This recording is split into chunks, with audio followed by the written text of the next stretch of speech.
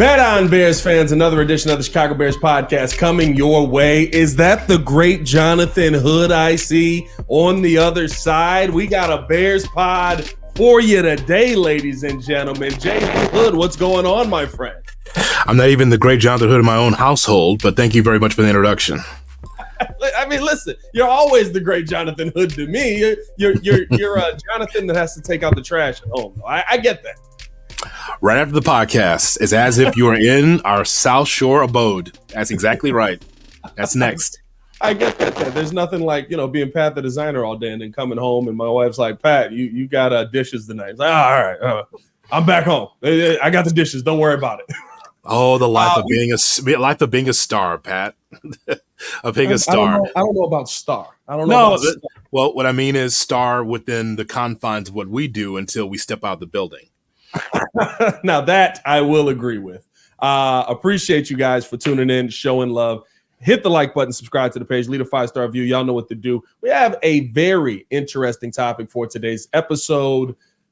Who is the Bears MVP through 4 weeks of the season? Can we find somebody on the offense that is the Bears MVP? That's going to be a tough question. And then, of course, we got to break down this Carolina Panthers game. Get Hoodie's thoughts on, where this Bears team should be going this Sunday. We also want to let you guys know to get to your local Chicagoland Verizon store. This episode is brought to you by Verizon, and they are giving you a chance to enter to win a trip for you and a guest to see the Bears play in San Francisco. Enter by October 20th, so you still got plenty of time. No purchase necessary to enter. Must be a legal U.S. resident of eligible zip codes, age 21 years or older. Void where prohibited. For official rules and full details, visit www.espnchicagocontest.com.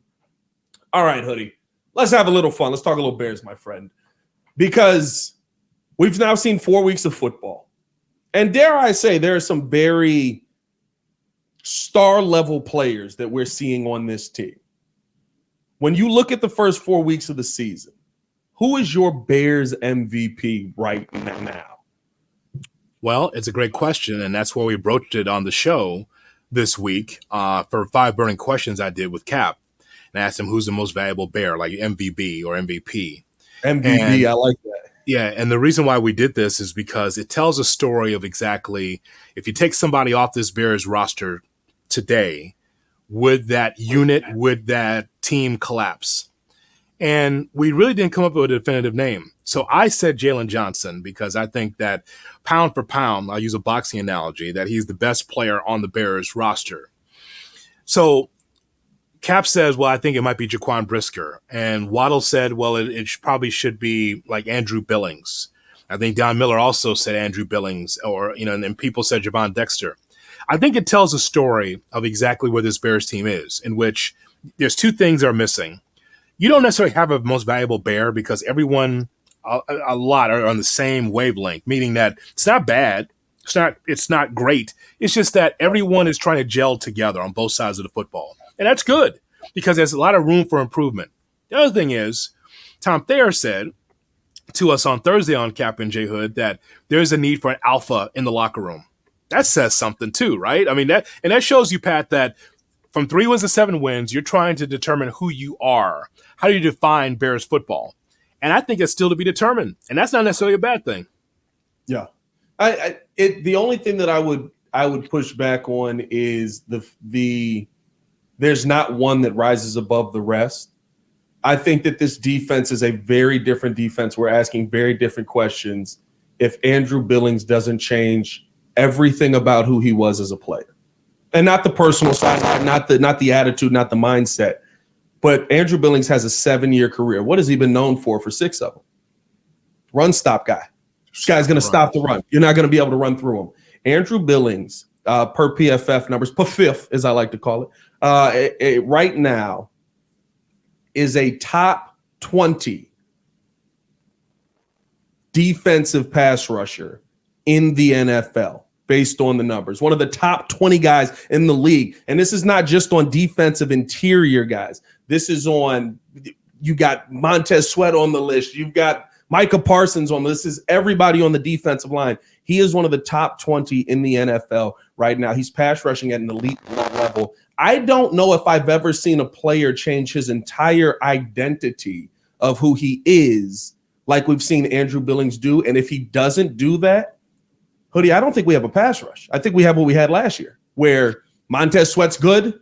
Javon Dexter, maybe he takes a step. Maybe he's the same guy, but it does make it a lot easier when you got Billings next to you. And what was the conversation before the season started? Who's opposite Montez Sweat? Who's opposite Montez Sweat? We haven't asked that in 4 weeks of the season because Darrell Taylor shows up, does enough, right? Austin Booker on the outside does enough. Daniel Hardy, stop false starting on special teams, does enough. When you have a guy who's pass rushing at an elite level in the middle, it makes the sum of the parts look that much better. So when will it ever be on the offensive side of the football? When will we have a discussion of the MVP being on the offensive side of the football? Like I asked Sylvie the question, and Sylvie said it's probably somebody in the secondary or Caleb Williams. So the question is, like, when will it ever be Caleb Williams or DJ Moore or Rome Odunze? And by the way, that could be the case the next 4 weeks, 5 weeks, who knows? But just do the first 4 weeks. If it is Andrew Billings, if it is him, that's great because we've already known that the defense was solidified. Whether Billings was going to come or not, we just knew from last year when Montez Sweat came along that the defense was going to be top 5. It was going to be solid. I think the only question that we had over the summer, Pat, was trying to figure out, like, who are the name guys? Who, besides Montez Sweat, is it going to be Dexter taking 2 steps? Is it going to be Billings? Is it going to be Walker on the other side? That's what we were wondering about. But I'm just, like, in an offensive league, I just wonder, will that MVP ever be on the other side of the football? I think that you get to that point, but Ryan Poles did this in a way that you're not going to get to that point this season. I think you will have an offense that at a certain point does look competent. I think you're trending towards that. I think you'll have an offense that'll be able to move the football down the field. And guess what? You can win a lot of games with that. I don't know if you guys know this guy named Thomas Patrick Brady, but when he first got in, he was not putting up 50-point games and 500 yards. He was not Kirk Cousins last night on Thursday Night Football. He was, hey, Tom, what are you doing there, Tom? You turn around, you hand that football off, young man. You throw that short hitch route over there. You don't. We don't need you throwing it down the field, right? I think it takes time for you to get there, and I don't think you get there this season because of how Ryan Poles built this outside in. Your offensive line did not improve in the second half. Mm-hmm. Go look at the numbers. Go look at the – Caleb Williams is legitimately behind a bottom 10 offensive line in this NFL. Mm-hmm. It got worse in the second half, even with the numbers. But Caleb Williams adjusted. And your player execution on the outside started to get better. Why? You got better players outside. That's going to be tough for one of those offensive names to be that MBB this season because there is no protection in the middle, and there's not any protection that's coming in the middle. Tell you one thing. If you don't run the football effectively, I don't care if it's against Jacksonville or Carolina or some of these teams that's be coming up in November in the division, Pat, if you can't run the ball, and if you're not being able to connect to the receivers that you've been blessed with, then that's going to be tough. It's going to be tough for the Bears to make the playoffs. Now, my prediction before the season was 9-8 because I knew there would be growing pains. I know people didn't want to hear that because the feeling of double digits, that seems great. You know, going from 7 wins to 11 or 12 wins. And I said, Shane Waldron's first time working with a rookie, and we have a rookie quarterback. And even though he's blessed with a lot of weapons, I still think that there's going to be growing pains here or there. We've already seen it. The hope is that it straightens out as we move forward. It gets better before it gets worse. But I like what I saw against the Rams game, but I like to see a little bit more. That's what I want to see. So most valuable Bear, I think, is interesting because I think there's a number of people that you could point at. And I think at some point we can come to a consensus and be like, at the end of the season, that's the guy that was the glue. Yeah. I agree with you. And here's the thing. Once again, it will be a defensive player, or you get the running game going and it'll be a running back. Sure. This is a Bears season right now. Like you're 2-2, you're through 4 weeks, you know the defense is great, you're hoping the offense figures something out, and you're running the football. Yeah. Like, this is our life, Hoodie. That's not, but I think for a lot of Bears fans that you interact with, I don't think that that's what they expected. Because Shane Waldron comes from Seattle and he was able to resurrect the career of Geno Smith. I think that people thought the ball would be in the air more, and it was in the Colts game. I mean, I was going to say 52, 53 times, and you get 16 points. The math ain't mathin'. That's pretty bad. But when it comes to what Shane Waldron's doing, I think that Shane Waldron, just like anything else, just got to get used to the personnel, understand the personnel. You can pour through film until your eyes bleed in the offseason, but until you see it on the field, that's why he goes with Gerald Everett first early in the season, right? He goes, I know Gerald. Gerald can do it. Just like, no, but Cole's the dude. Okay? Yeah. We don't need to run the football. We put the ball in the air. No, you got to run the football just to make the young quarterback comfortable. Shane's learning, just like some of these other Bears are learning on the job. I think that is my concern with Shane Waldron, but the one thing I will say is I saw Biggs wrote an article, Brad Biggs wrote an article a couple weeks ago, or last week, and I thought it was very apt for the responsibility of Shane Waldron. And it said, develop the quarterback, working well. And I can't Caleb's developed. 4 weeks, offensive line is still bad. He's figuring out how to navigate it and get the ball out quick. Developing, going well. Running the offense, question mark. And that's kind of where you're at right now. And you have to kind of look at the two responsibilities of Shane Waldron, what we're seeing happen right now in Chicago, and it's got to keep happening. It can't stop, right? It doesn't. Week 4, 157 yards, and that doesn't move me. But what I'm seeing is a young quarterback that's able to run the offense. I don't know if we've seen this before, Hoodie, especially behind an offensive line this abysmal. We've never seen a quarterback get better behind an offensive line that's been this bad. Mitch was behind a bad offensive line. Justin was behind a bad offensive line. And they just kind of got to a point where it was like, this is the best I can do. Mm-hmm. Yeah, and I know that Ryan Poles sees what we see. That's the thing, too, because in years past, there'd be someone in place, a general manager, and they'd lie to you like, oh, Pat, it's fine. We just have to develop. Those guys have to execute. They say that now because they can't make wholesale changes in October. But just like Ryan Poles sees, I need to upgrade the quarterback position. I need to mature the running back room. I need to make sure we have guys that can help on the pass rush. He sees that offensive line. He's not stupid. Yeah. He sees that I hope this works out better than it has been. He has to go with the players he has right now. By the time we get to the deadline, it wouldn't surprise me if he picks someone off the scrap heap because it's needed. So he knows what he's doing because he understands that everything's about Caleb Williams. It is. Yeah. It's his universe, Pat. You got to do everything you can to make the young man comfortable. Out of all the years that you and I have been watching the Bears, there's never been a quarterback that had this many weapons, this much weaponry around him. It's like, hey, man, we're taking care of you. We know you got the tools, but let me help you. You don't have just like one wide receiver and then nothing, like we saw with Justin, with DJ Moore. Do you like that he gambled? And this is, I absolutely think this is a gamble. Do you like that he gambled? We're going to get you the weapons, but we're going to focus on just the weaponry because we saw what you were able to do at USC behind a bad offensive line. So come do that here. Because he didn't invest. I mean, you picked up scrap heap guys, right? You bring in Ryan Bates. Mm-hmm. I spent a lot of days up there at training camp, Hoodie. Ryan Bates looks like a backup right guard. You know what I mean? He looks like exactly what you traded for. Ryan Bates is not coming in here and saving the offensive line. Mm-hmm. You got Coleman Shelton, who the Rams went, yeah, we got this quarterback here that doesn't move very much in Matthew Stafford anymore.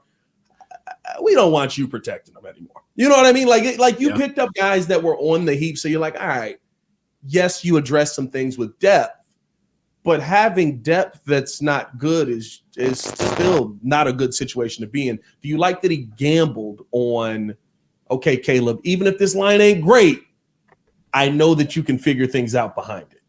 I do, because what he solidified is the wide receiver room for the future. I know the question that you're not asking me. I know what you're not asking me. You're not asking me, Hoodie, do you think that they should have been able to get an offensive lineman instead of Roma Dunze in early part of the draft? And my answer to that is, well, we know that Keenan Allen, God bless him, as a great third down wide receiver, but he's often injured, and we've already seen it. And so he's pretty much solidified himself to go someplace else after the season because of he's often injured. Even though he's been terrific over his career, he's had injury issues. And because of that, what I think that polls did said, okay, we know what's going on with Keenan Allen and his injuries. So Rome Odunze and DJ Moore is the future. That's our wide receiver room. And Rome at some point could be the number one wide receiver. 100%. So I think that so I'm okay with it to think that at the deadline he'll add one person, but with the draft coming up, he knows he's got to be on his shit. He's got to get himself an offensive line. That's not as see. I've never been one where that says you shouldn't have got Rome Odunze. I'll say this: I think you could have traded back. You could have invested more on the outside. You had Keenan Allen, but Keenan wasn't there, right? If my worst case scenario is I got to throw to DJ Moore a lot, I've seen that work. I've seen Justin Fields do that, and all of a sudden we're like, "Hey, y'all know DJ Moore's a good wide receiver? I never saw this. This is crazy, right?"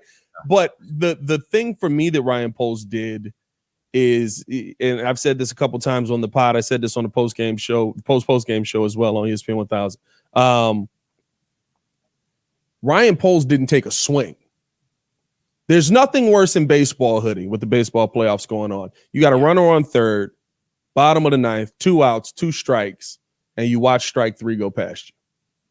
That's the biggest cardinal sin, right? Yes. Ryan Poles didn't take a swing.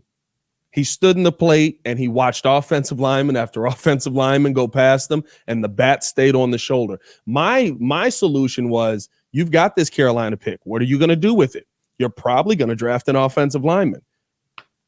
Package that Carolina pick with, I know the punt god is here, that 4th round pick for Torrey Taylor, maybe the 5th round pick that turns into Austin Booker, and you go get somebody to stand in front of Caleb Williams with a 2nd round pick this year. You had Jackson Powers Johnson, who ended up going in that 2nd round, right? There's a couple of guys there that are solid players there in that 2nd round that you could have added to your offensive line. And yeah, are they rookies? Are they projects? Yeah, but you're taking a swing. Yeah. Connor Williams coming through. Connor Williams hasn't been the best. Well, he hasn't been the worst. You're taking a swing. And I think that's my thing where with the offensive line, it hasn't been about, I hate the fact that we went out and got Rome Odunze instead of an offensive lineman. It's you didn't do anything outside of that. And the move you did make was to go get Kiran Amegadjie in the 3rd round, who's built very similar to Braxton Jones, who is playing in Nike flip-flops basically every week and sliding backwards. I was going to say Amegadjie would like to have a word. He says, I was drafted. That's fine. But we'll see what it looks like on the field. I would have liked to have someone that's more proven in that spot. Yeah. I don't want to say – because I think it's unfair to say the young man is a reach it coming from the Ivy League. But I'm just saying, like, you might like him if you're Ryan Poles, but you knew that you need to be able to sort of solidify that. And the reason why you knew that is because we saw Justin Fields for years running for his life because he had a rickety offensive line, right? Yeah. So that's the whole thing with me. It's so funny too, right? Because I don't know if you hear this the same as I do, but when I'm up there talking with Shane Waldron and they ask about Kiran, he's like, yeah, we got him working through some things. He's getting the reps in. He's figuring it out. It sounds like they're scared to put him out there. Did you draft a dude that you're scared to put on an NFL field? I understand drafting a project. I don't understand drafting a project in the 3rd round, but I understand drafting a project. But you've been down multiple offensive linemen in games, and you're literally just going, who's back there? Doug, you healthy? Get out there. Why don't you put Amegadjie in the game? You got the new kid. Why don't we get Amegadjie in this game? No, he's not ready yet. He didn't have an offseason. He didn't have a training camp. He didn't have practice. He's not going to get that. No, you would think that with these musical chairs in the offensive line that Amegadjie would get an opportunity, but more times than not, the answer is Nate, right? Nate, get in there. Like, he's been benched for 2 weeks, and he's just trying to just be in his lawn chair with his cocktail. Like, I ain't even starting. I'm good, man. Nate, right? Oh, damn. Every time, man, you just try to chill. Like, oh, you're benching me? Good. But no, every time, break glass in case of emergency, bring out Nate Davis. Says a lot. Yeah. Says about what the unfortunate nature of the offensive line, that you try to send a message to Nate Davis and you can't. You got to play him because you keep getting injured on the offensive line. But I mean, isn't that the message though, Hoodie? If I'm like, hey, you're down, Rook, get in there. Like, that's the message. You're gonna play the Rook? I get nothing. You're playing for all right, okay. You know what I mean? Like, I just that there are concerns that I have with this O-line and getting back to the MVP conversation that I think will never lead us, at least this season, to talking about those players on the offensive side being one of those guys. My hope is just at this point that we don't David Carr, Caleb Williams. Because I fully believe David Carr was a good quarterback. I think he would have been a good NFL quarterback. But it's hard to be a good quarterback with 68 sacks your first season in the NFL. Brother, just keep holding on to it. You know, you get a take and just keep holding on to it. I thought Troy Tulowitzki was going to be the greatest shortstop we ever saw. So just keep holding on to those takes. It's all right. Hey, it's your take. Hey, Hoodie, listen, I'm just saying, you get hit that much, you lose a little bit of talent all of a sudden. I get it. So I'm clear, and so the audience is clear. Amegadjie has been active the past 2 weeks, correct? He's been active the past 3 weeks, right? He was active in the Houston game, I believe. Okay. So he's on the field. He's out there, helmet, uniform, socks. Okay. I want to make sure that's clear to the audience because I don't want them to think, well, they've redshirt him for a year. And yet, no, if he's active and you have several injuries the last couple of weeks and you're like, no, not the Rook. Okay. Then that's a red flag to me that says he still needs more seasoning. And that's where my concern is at. I get it. Did you draft a guy in the third round that needs seasoning? Did you listen? I don't go to the table at Big Mama's house and say, pass the salt. You know what I mean? Like the meal is done. This is, you know what I mean? You pass the salt on what Auntie brought. You pass the salt on what, you pass the salt on other stuff. The first 3 picks is Big Mama's meal. Well, I got the yams, I got the mac and cheese, I got the turkey breast. You know what I mean? Like, well, Pat, there's more than one reason why we cannot pass the salt because you and I are having the conversation. Yeah. Got to be careful of the medicine. You don't want to have that high blood. You got to be careful. What Dave Chappelle say? So you know what's the number one killer of black men? Table salt, just regular table salt. That's right. That's right. Exactly. That's it right there. That's another reason why you don't want to pass the salt. Yeah, you don't want to pass. Big Mom put enough salt in it. There's a reason we're already there. Pouring that Morton. There's a reason why the Morton girl has an umbrella because just pouring the salt the entire time on black people's food. That's why the umbrella's there. It's all on the grits. You better not be putting sugar on your grits out here. That's crazy. Y'all putting sugar on your grits. Get that together. That's crazy. Let's keep the conversation going, though, Hoodie. I love when Hoodie comes on the pod. You can't have that conversation with Yurko, but you can have that with me, though. You know what? I'm not going to say that. Yurko has surprised me multiple times on a Friday with some of the knowledge of the culture out here. I came in and I made like a Kendrick and Drake joke. Yeah. And he was just like, they not like us. I was like, what are you doing right now? Wait a minute. Hold on, Yurk. They not like us. What do you know about what's going on in the hip hop circles right now? One of the smartest people I know, John Yurkovich. Oh man, phenomenal. He's always away. He's always on a remote now. So we'll get him back. We'll get him back soon.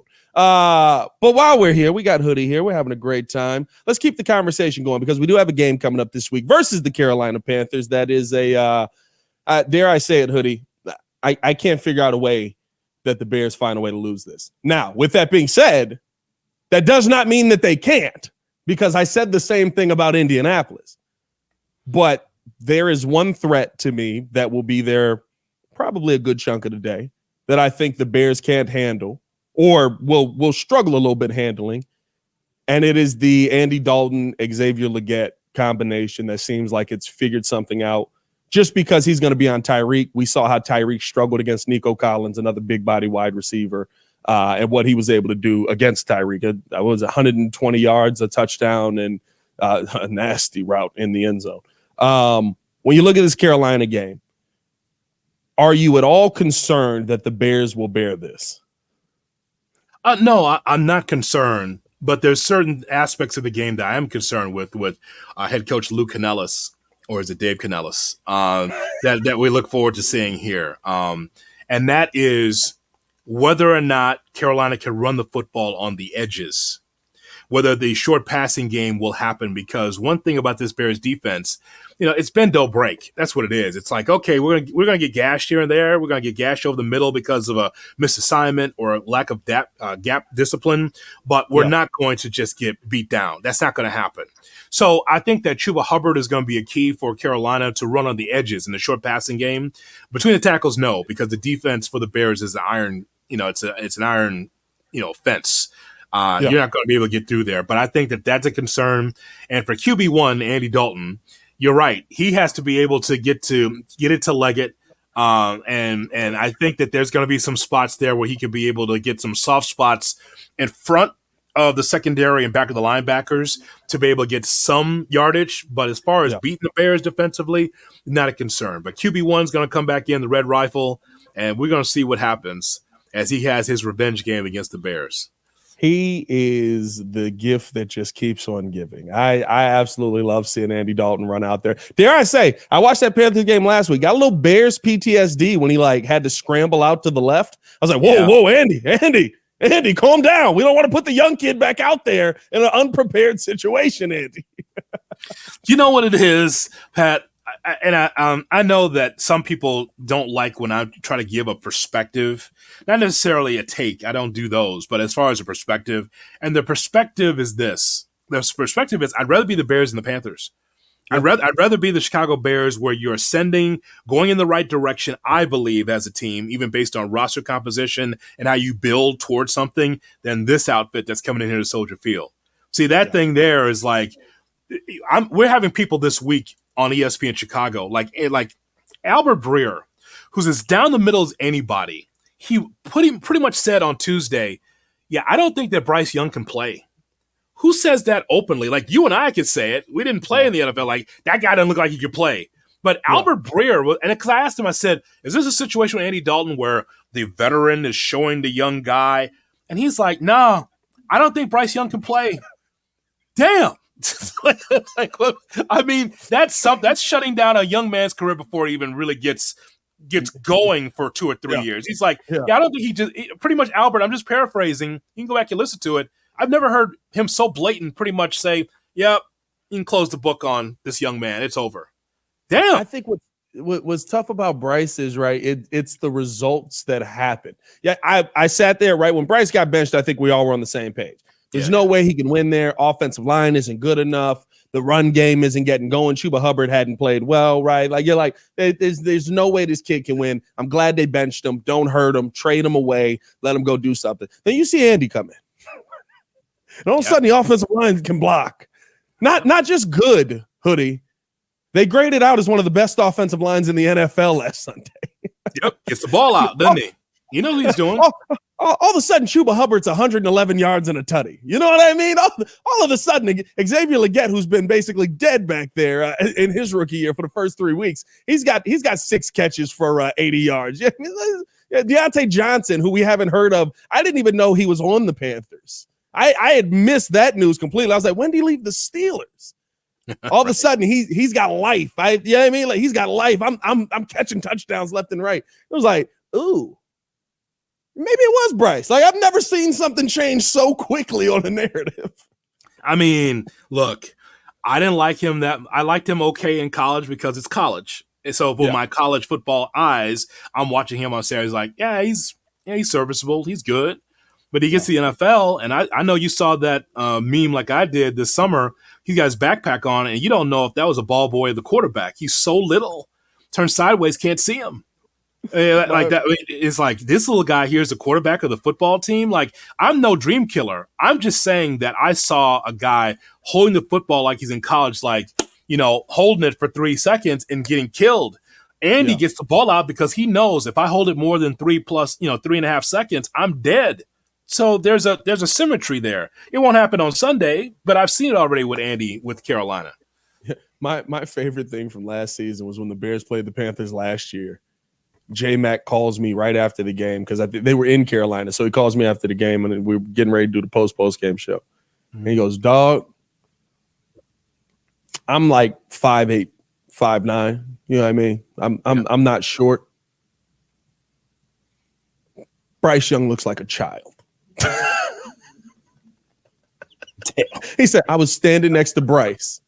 Yeah. Bryce looks like a child." He said, "I didn't know he was there."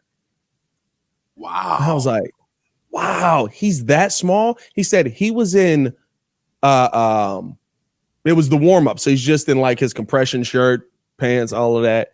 He was like, "I had no idea this dude was the quarterback of the football team. I thought I bumped into somebody's kid on the sideline." I was like, dang. Wow. that Kevin Hart, Don Cheadle. Dang. Wow. Like, I remember hearing him say that last year, and I was like, well, maybe he'll like just figure it out. Like, but the problem is he's so small, he's so thin. I don't want to say frail, he's thin. It's different from a Kyler Murray who's like, I can take a hit. I'm gonna get that ball down there somehow. We get Marvin Harrison Jr.'s down there somewhere. I'm gonna just let this thing fly. Trey McBride's over the middle somewhere. I don't need to see him. I know he's there. Bryce is just, it's a tough situation for him. I hope the kid bounces back, but there's not a lot of stock in the Bryce Young. I did say this though, Hoodie, and let me know your thoughts on this. Are you a guy that's I want my cookie and the milk? What I mean by that is Ryan Poles makes the trade for DJ Moore, gets the first overall pick. You get Caleb Williams, Tyreek Stevens, all of that. Do you call the Panthers up and go, "Give me Bryce"? Why do you want Bryce? Just cuz. Do you Debo him a little bit? Now you're trying to make Ryan Poles as a gangster. That's what you're trying to do. I want that though. I want that. I want that. Like, what do you want Bryce for? You don't need him because I said so. You know what I mean? Great. You want him to be the bully in the block now. Just like pick Bryce too. Oh my God. Well, Hoodie, we've been getting our lunch money stolen for 10 years, 20 years, 30 years. I want some lunch money. Some lunch money.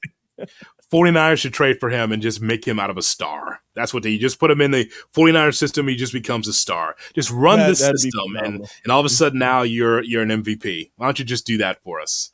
That would absolutely be phenomenal. He's rub in their face. You know what, Pat? Bryce Young is nothing like nobody else in the NFL.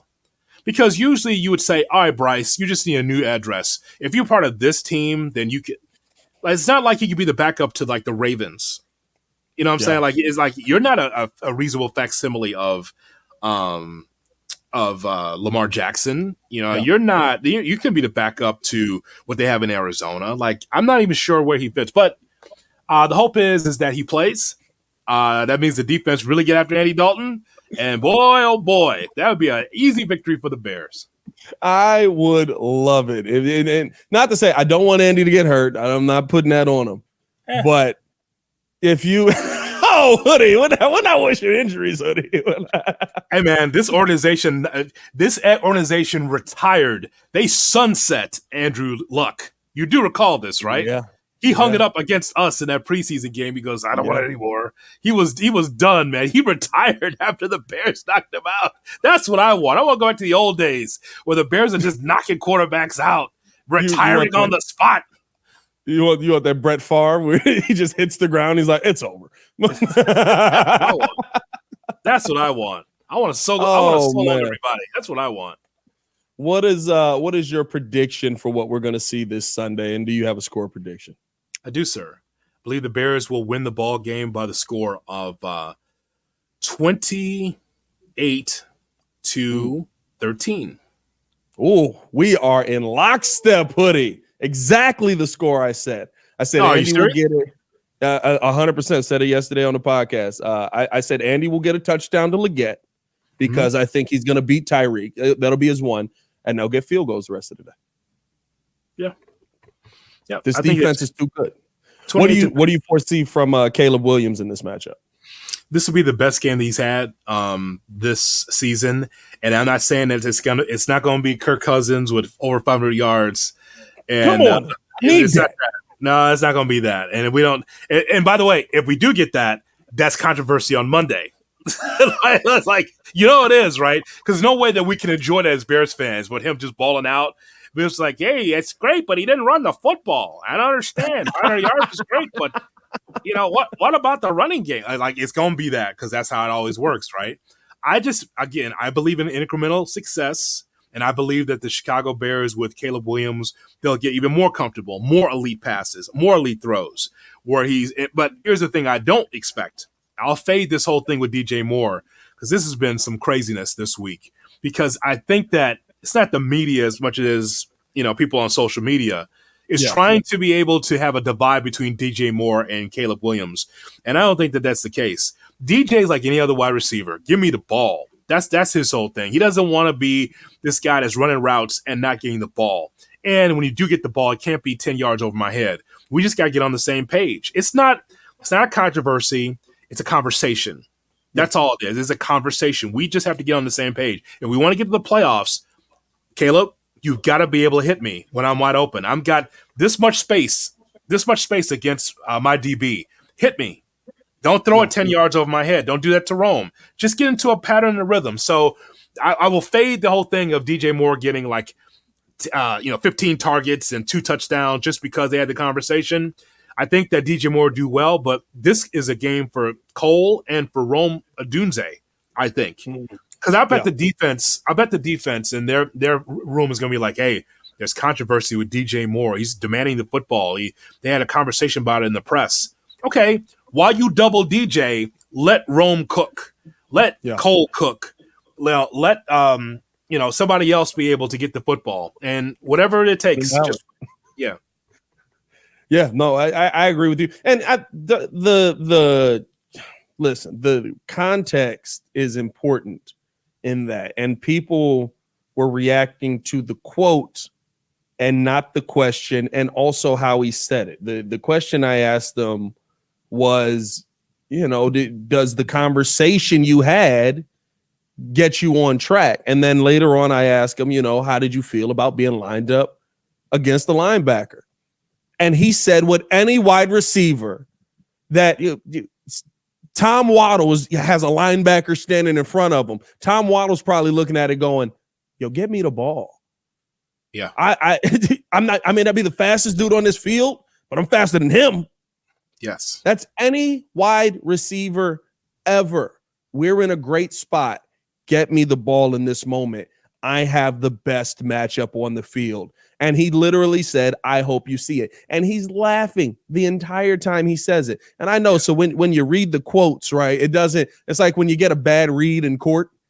You know what I mean? It's not how it was said in the real version, but you get that read in court and it's just like, oh no, you're killing me. Stop it, please. You're killing me. It's like, no, we were joking. He was laughing the whole time. You know what I mean? Like that's how people are taking the DJ Moore comments here. And I implore people to go listen to how he said it, what he said, and it makes sense. Hey, we got to have a conversation. If my rookie quarterback doesn't notice in his 4th game in the NFL that I have a linebacker on me, and it's not he screwed up, it's he's got to know to look for that. That's the conversation you're having. It's not, get me the ball. It's, hey, if you see a linebacker on me, know you can throw it to me every single time. I would be worried if he didn't say something. Yes, he's a rookie. Like I think people think that he's C.J. Stroud in year 2. Mm-hmm. I think people think we skipped his rookie year and Caleb was supposed to just be phenomenal already. That's the conversations that we're having here, and it's so asinine on social media hearing that. That one got to me because literally, I'll say it for what it is. It's Caleb Williams fans that are trying to defend everything that Caleb Williams wants to do or is doing on the field and trying to make an excuse for every reason why he's not the best quarterback in the world right now. why he didn't hit the ground running. Oh, DJ Moore's creating a wedge. He's demanding the ball. He's become a diva. You're trying to isolate everything. No, he's a rookie. He's figuring it out. That's correct. That's correct. And so this is what I was saying in the summer. My broadcast partner is telling me about 4,000 yards and 30 touchdowns and 12 wins, and I'm like, that's bullshit. I was like, that's fine. I said, for your goals, but that's not the Bears' goals. And when we talked to Ryan Poles last, I said, Ryan, is that your goal for Caleb Williams for 4,000 yards and 30 touchdowns? Like, no, we just want him to ball out. And that's what I've been saying the entire time. I don't put any expectations on the rookie quarterback. I put expectations on the Chicago Bears, in which, yes, it's different when you have a rookie quarterback, but I felt like 9-8 was sound only because of the growing pains of working with Waldron and Caleb Williams and make it all work all at one time. The CJ Stroud thing is such an anomaly. It's not even funny. It's great that he was able to get off to a great start for Houston, but the point is that doesn't happen every week. It doesn't happen every year. And so, for me, if people believe that our quarterback is supposed to be Patrick Mahomes, can I just tell you, stand in line. There's a whole bunch of quarterbacks that want to be Patrick Mahomes. Stand in line. There's a whole bunch. Guys have been doing it for a decade, want to be able to be Patrick Mahomes, and they can't. Ryan Fitzpatrick still wants to be Patrick Mahomes. He's trying to. Yes. He would like to have a word. Yes, he would also like to have a word. So that's Gardner Minshew. Maybe it's just because that we've gotten older, Pat, and that we have more perspective on these things. I know that people want to have it now. They want to be able, but it just, for every team and for every situation, it doesn't work that way. But it doesn't necessarily mean the Bears are going backwards as a franchise just because Caleb Williams isn't setting the world on fire. Just remember where they came from, and then look where they are now. That's the perspective that I have. And I think here's the thing, though. What is your now? That's what I ask Bears. That's what I want to ask Bears fans. What is your now? Because in week 5, I agree with you. I think Caleb Williams is going to have his best week. I think that the deep ball will start to connect more. He hasn't connected well on the deep ball. I think that will be there because more than likely the Panthers will look at that Colts tape and go, oh, he kind of threw him off putting 8 in the box. All right, let's put 8 in the box. Let's make sure they don't run the football. Let's make them pass the football all day. 53 passes from the rookie quarterback. Best shot we got at winning because we can't stop the run to save our lives. So we may need to make sure we focus on the run. If he's able to hit him downfield, he hasn't been able to do it yet. Prove it to me. I think that he will. And if you're telling me behind an offensive line that nobody in week 4, based on the PFF numbers, had over a 50 behind that offensive line, he's getting better every single week. Mm-hmm. He's dominating the blitz. He was 8 for 8 against the blitz last Sunday. He's dominating under pressure, best quarterback in the NFL under pressure, that he's improving. That is my quarterback being good right now. Mm-hmm. That is my quarterback looking like a stud right now. Because I seen what it looks like, Hoodie. Mm-hmm. When you put a different quarterback behind an offensive line like this. Mm-hmm. Yeah, seen it for decades around here. That's Jay Cutler. Jay Cutler he still thinks he's got a hit coming. And think about it. That's Jay when it's like to when you don't get the ball out one, but then when you do get the ball out and you have no time to throw, ask him what that's like to be sacked 8 or 9 times in a game. Yeah, and having 25 different offensive coordinators. Ask him what that's like. So all of it is perspective. All of it is perspective. And I know as much as you like to take your remote control and fast forward your way through the season and say, see, I told you, you can't tell me, because it's about week to week. And the NFL is week to week, as we both know. No, yeah, 100%. I mean, listen, you look at CJ Stroud right now, week to week. I don't think you're sitting there beating your chest. I still think he's a good quarterback. Hey, man. I got my remote control. I still can't get the new channel for the Bulls and the Blackhawks and the White Sox. Well, Hoodie, I don't know if you saw how they're distributing this at the moment. At the moment, Hoodie.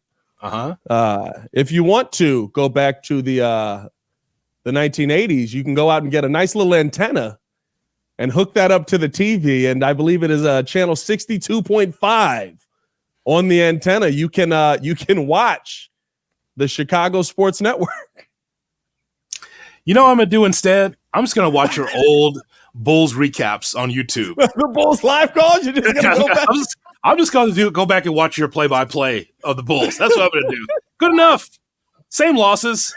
Doesn't some of the names have changed, but still it's the same result. So I'm gonna just go back and go to your YouTube and watch you just cook on the Bulls. That's what you get a little confused when you hear DeRozan game winner every now and then. When did DeRozan get back? I thought he was the second winner. Hey, Pat, wait a minute now. I think he left. That's what I'm gonna do. Because I'm not getting no damn antenna. I'm not doing that. I was dying laughing because I was like, I saw Tyler Aki tweet it out. And he was like, yo, this looks beautiful. It's a great channel. It's phenomenal. I love this. And I'm sitting there. I'm like, where's he watching it at? So I go to the website, right? And you got to now all of a sudden I'm like searching for this thing. And it's like DirecTV customers get it. Okay. All right. DirecTV. That's cool. Whatever. They're usually first. Scroll down. If you want to watch, you can buy a digital antenna. What are we doing here? Do I got to get the old school one that also doubles as the CB radio hoodie? You put the tall tower in the back of the house. That's right. Just to get the Chicago Sports Network in the house. The old ham radio. You know what I mean? Guys.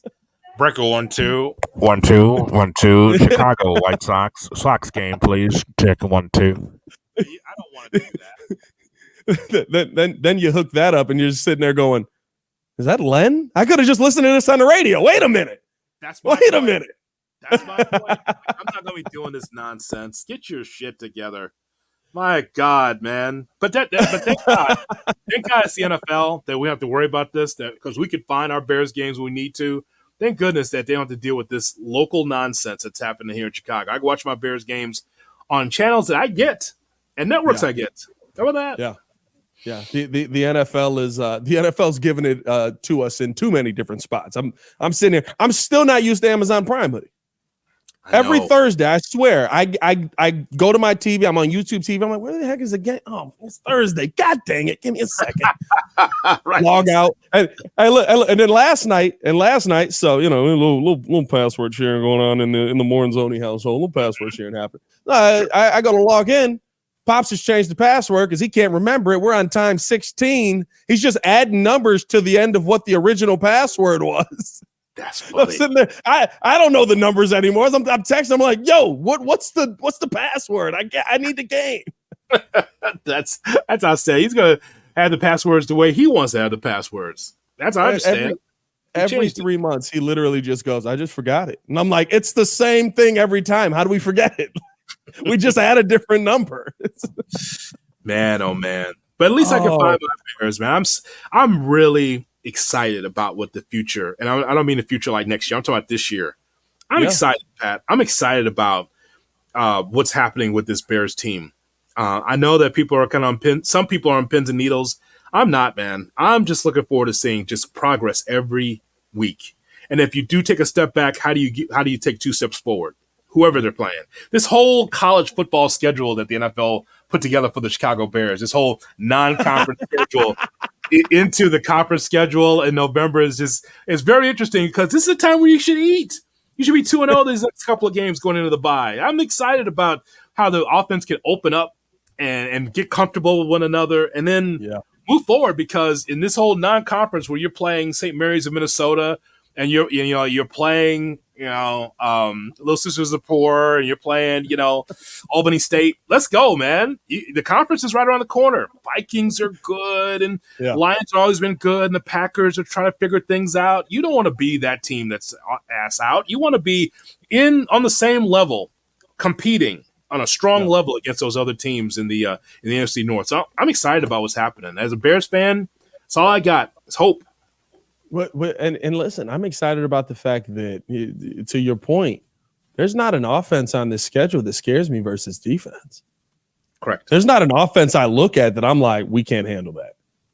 Mm-hmm. I mean, like I thought the offense that Houston was going to bring, I'm like, the week before, hoodie, 30 carries, 30 passes. There's yards everywhere. Joe Mixon is revived. He's alive again. Oh, my goodness. The Bengals made the worst decision ever moving on from this guy. They can't run the football. C.J. Stroud's lacing the ball into every 19 points.